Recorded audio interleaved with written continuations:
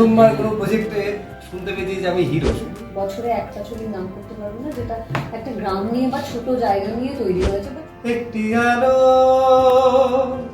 তোমায় দেখা যায়, নরম কোমল একটু অগোছালো।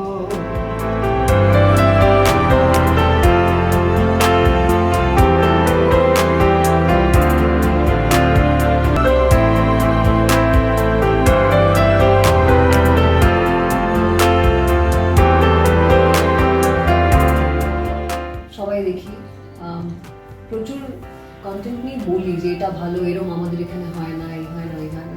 আমাদের এখানে গ্রামের কন্টেন্ট খুব একটা বেশি। আমার সিনেমা হলে আমি মনে হয় বছরে একটা ছবির নাম করতে পারবো না যেটা একটা গ্রাম নিয়ে বা ছোট জায়গা নিয়ে তৈরি হয়েছে, বা ছোট ছোট মানুষ, মানে ছোট ছোট মানুষ বলতে এই ছোট জায়গায় গ্রামের মানুষগুলোকে নিয়ে তৈরি হয়েছে। এই প্রজেক্টটা এরকম একটা প্রজেক্ট বলবো না, বিবি সবসময় স্পেশাল হয়ে থাকবে আমাদের সবার কাছে। যে কদিন আমরা শুট করেছি ওটা নিজের বাড়ির মতো মনে হয়েছে, নিজের ফ্যামিলির মতো মনে হয়েছে। যাই করেছি আমার মনে এরকম কাজ হয়নি এখানে। আমরা ইভেন আমি নাম স্পেসিফিক করেও যদি বলি, পঞ্চায়েত যদি বলো তোমাদের ভালো লেগেছে, তাহলে এইটা আমাদের পঞ্চায়েত, এটা আমাদের নিজেদের পঞ্চায়েত, নিজেদের ফ্লেভার দেবে। আর আমি খুব চেয়েছিলাম এটা বড় পর্দায় রিলিজ হোক, কিন্তু আশা করি কিছু একটা হবে। আছে সারপ্রাইজেস অনেক এই মুহূর্তে। কালার্স বাংলা সিনেমা আর অবভিয়াসলি ক্যামেলিয়ার সবাইকে অনেক অনেক ধন্যবাদ যে আর বেশি দেরি হয়নি, আমরা তাড়াতাড়ি এসে পড়েছি।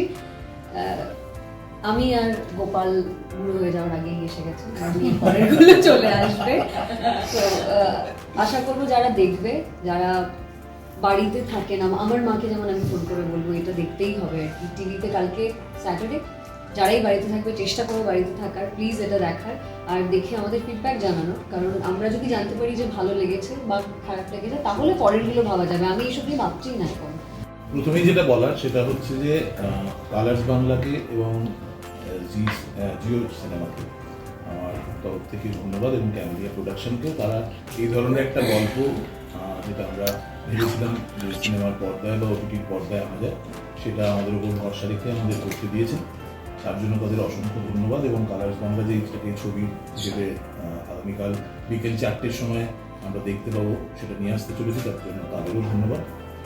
এবার যেটা বক্তব্য সেটা হচ্ছে যে বিবি বক্সি কেন। বেসিক্যালি আমাদের মানে আমি পারমিতা গল্পটা লিখেছে, পারমিতা আরও বেটার আপনাদের সামনে এক্সপ্লেন করবে। তবে আমার মনে হয়েছিল যে একজন সাধারণ মানুষ, আমরা সবাই খুবই সাধারণ এবং আমাদের নিজেদের অনেকগুলো অনিচ্ছে থাকে, বা যেগুলো আমরা করে উঠতে পারি না, বা আমাদের অনেক সময় নিজেদের নানান রকম পারিপার্শ্বিক চাপে আমাদের সব কিছু করে হয়ে ওঠা হয় না। বিবি হচ্ছে সেরকমই একটি মেয়ে যে চেয়েছিল যে সে নিজের পায়ে দাঁড়াবে, চাকরি করবে, কিন্তু আর 5টা মধ্যবিত্ত ফ্যামিলির মতো তার ফ্যামিলিতেও তার মা বাবা চেয়েছিলেন যে মেয়ে একটু বড় হলে তাকে একজন কারোর সাথে বিয়ে দিয়ে একটু নিশ্চিন্তে থাকবেন তারা। তো এই যে পরিস্থিতিটা, যেখানে আমাদের এরকম গ্রামের বহু মানুষের আমরা জানি, বা বহু ছেলে মেয়ের কথা আমরা জানি, বিশেষ করে মেয়েদের, যে একটা বয়সের বড় হওয়ার পরেই তাদের বিয়ে দেওয়ার জন্য বাবা মারা উঠে পড়ে লাগেন। হয়তো তারা সবসময় নিজেদের পায়ে দাঁড়াতেও পারেন না, তার আগে তাদের বিয়ে হয়ে যায়। এটা আমরা গ্রামে বহু জায়গায় বা বহু অংশেই দেখেছি। তো বিবির লড়াইটা সেখানেই যে সে একজন কনস্টেবল, সে নিজের যোগ্যতায় একটা চাকরি পেয়েছে। 12 অবধি পাশ করার পর সে একটা পুলিশের পরীক্ষায় অংশ নিয়েছিল এবং সেখানে পাশ করে সে একটা কনস্টেবলের চাকরি জোগাড় করেছে সম্পূর্ণ নিজের কৃতিত্বে। তো এরকম একটা পরিস্থিতিতে সে যখন, এবং তার মাথায় বুদ্ধি আছে, সে এই কনস্টেবলের চাকরি করতে করতে বিভিন্ন রকম যে ওই ধরনের থানায় যা যা ছোটোখাটো বিভিন্ন রকমের ঘটনা ঘটে, সেগুলোকে নিজের বুদ্ধি দিয়ে চেষ্টা করে সলভ করার। এরকম একটা পরিস্থিতিতে তার বাড়ি থেকে বিয়ের চাপ আসতে শুরু করে, এবং সে বিয়েটা করতে আলটিমেটলি রাজি হলো কি হলো না, বা কীভাবে রাজি হলো সেটা আমরা ছবির পর্দায় বা সিনেমায় দেখব। কিন্তু সেইটা সে বিয়েটা করে বা বিয়েটা করতে গিয়ে আর কি সমস্যা হলো, এবং সেই সমস্যাটা থেকে আলটিমেটলি বিবি কীভাবে নিজের বুদ্ধি দিয়ে নিজেকে বের করে নিয়ে এলো, এটাই হচ্ছে বিবি বক্সির লড়াইয়ের প্রথম গল্প বলতে পারি। এটাকে আমরা চেষ্টা করবো এটাকে একটা ফ্র্যাঞ্চাইজি হিসেবে লঞ্চ করার, সেটাই আমাদের প্ল্যান রয়েছে, যাতে বিবি এইরকম আর 5টা সাধারণ মেয়ের প্রতিভু হয়ে তাদের একটা কোথাও এনকারেজমেন্টের জায়গা তৈরি করতে পারে, এবং সেটা যদি হয় এবং জিনিসটা যদি সবার ভালো লাগে তাহলে আমাদের এই জার্নিটা কমপ্লিট হবে। প্রথমবার কোনো প্রজেক্টে শুনতে পেয়েছি যে আমি হিরো, শুনলেই আমার কেমন লাগছে। কি মানে রোগা একটা বেটিয়ে মানুষ সেই হিরো, শুনলেই বলেছি যে ঠিক শুনছি তো, বলছি আমার হিরোকে জল দাও। আমি বলছি কাকে বলছি, অন্য কেউ বোধ হয়। যাই হোক, সেই সব হয়েছে জয়দীপদার কল্যাণে মূলত। জয়দীপদার সাথে আমাদের বন্ডিং একটু পুরনো, তো সেই জায়গা থেকেই বোধ হয় দিয়েছি। অভিনয়টা ভালো করো তাই হ্যাঁ ঠিক আছে, এগুলো তো নিজে মুখে বলবে না, তোমরা বলে দিও। দারুণ অভিনয় করি, না আরেকটা আরো দু একটা কথা আমি বলতে চাই, সেটা হচ্ছে যে প্রথমত এই ছবিটার লেখা, অপূর্ব লেখা নিয়ে আর একটু কিছু বলা যেতে পারতো, পারমিতাদের লেখা। সেটা হচ্ছে যে কি হয়, কোন একটা গল্পের যদি মানে খুব মোরাল স্ট্রং থাকে, বা হয় যে তার মানে গোয়েন্দা গল্প, তার শেষটা ইম্পর্টেন্ট, তা বাদ দিয়ে সেই সময় সেই ধরনের গল্পে অনেক গল্পেই আমি দেখেছি, বিশেষত বাংলায়, সেই মোরালটা, সেই এন্ডটাকে গুরুত্ব দিতে গিয়ে মাঝখানে চরিত্রগুলো খুব হালকা হয়ে যায়, ভালো হয়। এই একটা মতো সিরিজ যেটা আমি ছবি যেটা আমি কাজ করলাম, আমি দেখেছি প্রত্যেকটা চরিত্র এত সুন্দর করে গুণন, মানে ভীষণ সুন্দর গুণন, থ্যাংকস টু পারমিতাদি অ্যান্ড জয়দীপদা। আর একটা যেটা আমরা এটা আমরা নিজেরাই চ্যালেঞ্জ নিয়েছিলাম জয়দীপদার কথাতেই, যে আমরা ডায়ালেক্ট ইউজ করব। হ্যাঁ, সেটাতে আমি জানি, মানে জয়দীপদা আমি সবাই জানি যে ডায়ালেক্টে অনেকেরই খুব চাপ হয়েছে, আমাদের বিবিরই খুব চাপ হয়েছিল, কিন্তু কি ভালো যে হয়েছে সেটা সবাই যখন দেখবে বুঝতে পারবে। সবাই খুব বিউটিফুলি এই আমার জিনিসটাকে মনে হয় চেষ্টা শুটিং এর করেছে। পর আমি ডায়ালেক্টটা বেশি ভালো করতে পেরেছি। হ্যাঁ, শুটিংটা তার শেষ কারণ হয়ে অভ্যেস যাওয়ার না, পর ওদের প্রত্যেকেই বলেছিল যে চাপ না নিতে, কারণ ডায়ালেক্টটা সম্পূর্ণ একটা প্র্যাকটিসের বিষয়, কিন্তু সেটাকে একটু ধরে করতে গেলে, যেহেতু আমাদের এই ছবিটা ডাবিং হবে, জানাই কথা আমার কথাই ছিল, তো ডাবিংয়ে সেটাকে ঠিক করে নেওয়া যাবে। বিশদে যাচ্ছি না, কিন্তু গল্পটা লেখার পর আমি জয়দীপদার সঙ্গে যোগাযোগ করেছিলাম যে যদি আপনি করেন তাহলে আমি করবো, কারণ এই ধরনের গল্পকে মানে এগিয়ে নিয়ে যাওয়ার মতো আমার মতে যে জয়দীপদার সেই জায়গাটা আমাকে মানে অ্যাপ্রোচ করেছিল, এবং ফাইনালি যেটা একটা ফ্র্যাঞ্চাইজি হতে চলেছে, এবং জয়দীপদা তো ফ্র্যাঞ্চাইজি ডিরেক্টর, এই নিয়ে তো অনেক প্রমাণিত, এটাকেও আমরা আশা করি সেই জায়গায় নিয়ে যাবো। এবং বিবি বক্সি একটা প্রত্যন্ত গ্রামের একটা মানে ততদিন প্রত্যন্ত একটা থানার কনস্টেবলের একটা খুব ছোট একটা জায়গা থেকে তার জার্নি শুরু হয়। এটা যতটা না গোয়েন্দা গল্প, তার থেকে অনেক বেশি একটা মেয়ের লড়াইয়ের মধ্য দিয়ে নিজেকে প্রমাণ করার গল্প আর কি। গোয়েন্দা তো প্রথমেই তো রহস্য তৈরি হয়, আস্তে আস্তে সমাধান হয়, কিন্তু এটা একটা মেয়ের লড়াইয়ের গল্প, নিজের আত্মপ্রতিষ্ঠার গল্প। সেদিক থেকে দেখলে এটা একটা ওমেন এম্পাওয়ারমেন্টের গল্প আর কি। তো আমার মনে হয় যে এই ধরনের চরিত্র, মানে বিবি বক্সির মতো চরিত্র, বিনোদবালা বক্সির মতো চরিত্র এর আগে মানে আমি ঠিক জানি না, মানে আমার যত জানার মধ্যে বাংলা টেলিভিশন বা এতে কখনো আসেনি, মানে প্রথমবার। সোনা থেকে ফ্লোরে যাওয়া অবধি, শুটিংটা শেষ করা অবধি, শুটিং শেষ হয়ে যাওয়ার পর 14বার করে খোঁজ নেওয়া অবধি, প্রত্যেকটা চরিত্রই এতটাই কাছের হয় যে যতক্ষণ অবধি রিলিজ হচ্ছে, লোকে দেখে কি বলছে সেই অবধি সবাই ইনভলভ থাকে। আমার মনে হয় এই গোটা প্রজেক্টের মধ্যে যারা যারা ইনভলভ তারা প্রত্যেকে খোঁজটা তো নেয় যে কবে কি হচ্ছে, আচ্ছা তাহলে এটা কি হবে। এই গানটা আমি একবার আগে দেখেছি, জয়দীপটাকে বলছিলাম যে এটা ভালো হয়েছে, ওই কাটটা সুন্দর। তো তার মানে সবাই এই প্রসেসটার মধ্যে আছে যতক্ষণ না পর্যন্ত রিলিজ হচ্ছে। তো ডেফিনেটলি স্পেশাল, সবসময় স্পেশাল হয়ে থাকবে।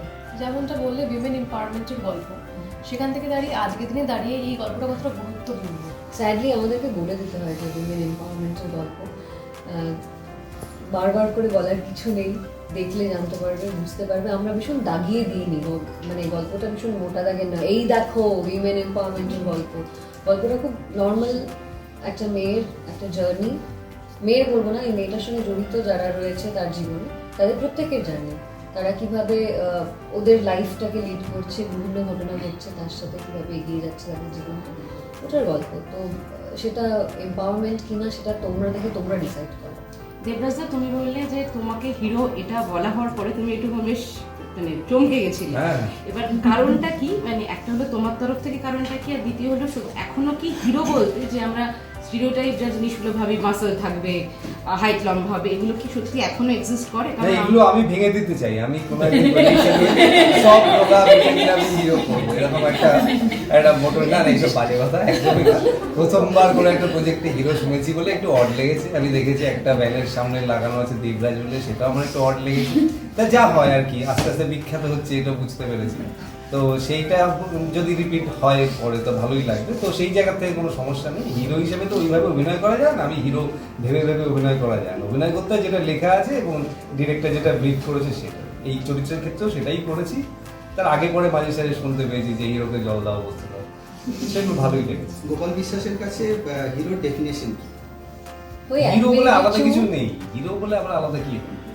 হিরো যে যার একটা হিরোইন আছে, এটা হচ্ছে অ্যাকচুয়ালি তাই হয়। ধরো তিনটে বন্ধু যদি কোনো একটা ক্যারেক্টার হয়, সেখানে একজনের হিরোইন আছে, বাকি দুজনের নেই। আমাদের ইন্ডাস্ট্রি বলে যে ওটা হচ্ছে হিরো, কারণ হিরোইন আছে তাই। না, ওইরকম কিছু নেই। অ্যাকচুয়ালি হওয়া উচিত লিড অ্যাক্টর, সাপোর্টিভ অ্যাক্টর বা যাই হোক, সেটা কথা নয়। তবে অ্যাক্টিং, সেই এন্ড অফ দ্য ডে তোমাকে অ্যাক্টিংই করতে হয়। সে তুমি হিরো হও, তুমি সাপোর্টিভ অ্যাক্টর হও, একেবারে একটা সিনের রোল করো বা যাই করো, তোমাকে অভিনয় করতে হয়। এবং আমার কাছে ডেফিনিশন তাই, অ্যাজ অ্যান অ্যাক্টর আর কিছু। আর একটা আমাদের কাছে অপশন এলো যে আমরা হল, ওটিটি এগুলো ছাড়াও টিভিতেও যে মানুষ যে টিভি দেখেন, যারা হয়তো এমন মানুষ আছেন যারা হল পর্যন্ত পৌঁছতে পারেন না, যারা হয়তো মোবাইলে অ্যাক্সেস করতে পারেন না কিভাবে এই ওটিটি গুলো চালাতে হয় বা অ্যাপ ডাউনলোড করতে পারেন না, যারা টিভিতেই ভরসা একমাত্র তাদের, সেখানেও একটা ছবি প্রথমবার তারা দেখার স্বাদ পাবেন।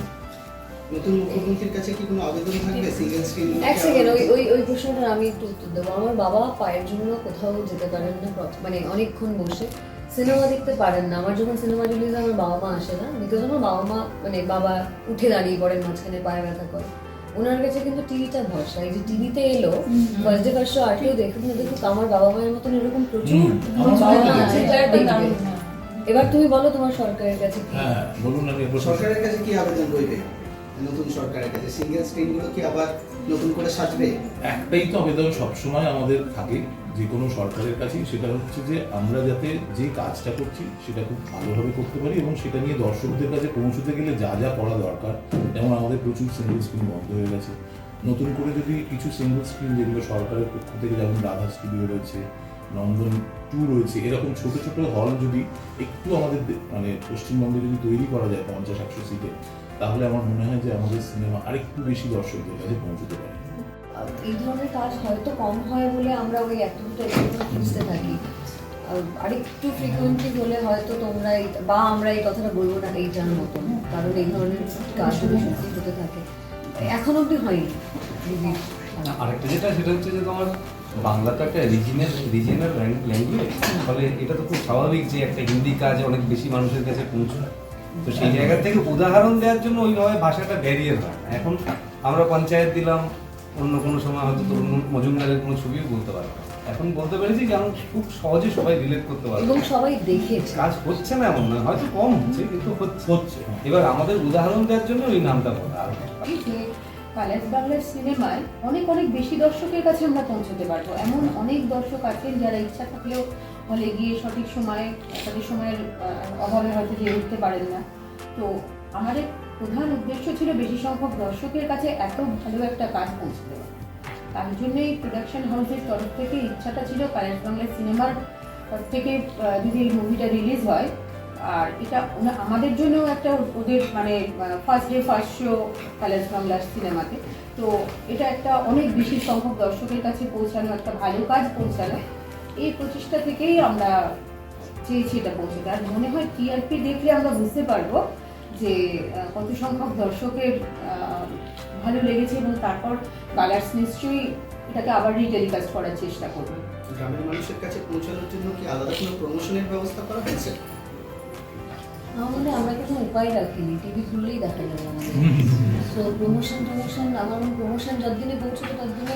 ইনফ্যাক্ট আগামীকাল তো এটা রিলিজ করছে 4টের সময়, তো এখন যে মুহূর্তে আমরা দাঁড়িয়ে রয়েছি সেটা আর 24 ঘন্টাও নেই আমাদের হাতে এটা রিলিজ হবে। সুতরাং যতটুকু প্রমোশন এই মানে সোশ্যাল মিডিয়ার এতে যতটুকু মানুষ দেখেছেন সেইটুকু প্রমোশনই, এবং পরবর্তীতে টিভিতে অ্যাডস, হ্যাঁ টিভিতে যাচ্ছে, ডিজিটাল যাচ্ছে, টিভিতে যাচ্ছে। হ্যাঁ, সেটা তো ডিপেন্ড করছে আমার পাশে যারা বসে আছেন তাদের উপর। তারা যদি বলেন এটা বড় Producer পর্দায়, বল। হ্যাঁ একেবারে যে তিনজন মানুষ এটাকে প্রডিউস করেছেন তাদেরকেই এটা ডিসিশন নিতে হবে। আমি তো সবসময় চাইবো যেটা সব কিছুতেই যাতে দেখা যায়, প্রত্যেকটা মানুষ যারা হলে গিয়ে ছবি দেখতে ভালোবাসে তারা একটা এরকম প্রজেক্ট দেখলে তাদেরও ভালো লাগছে। তো এটা মিলিত একটা ডিসিশন আমার মনে হয়। একদম, আর বাকিটা তো আপনাদের হাতে। আপনারা দেখে ভালো ফিডব্যাক দিলে তবেই আমরা আবার একটা নতুন একদম। কাজ নামাবার সাহস পাবো।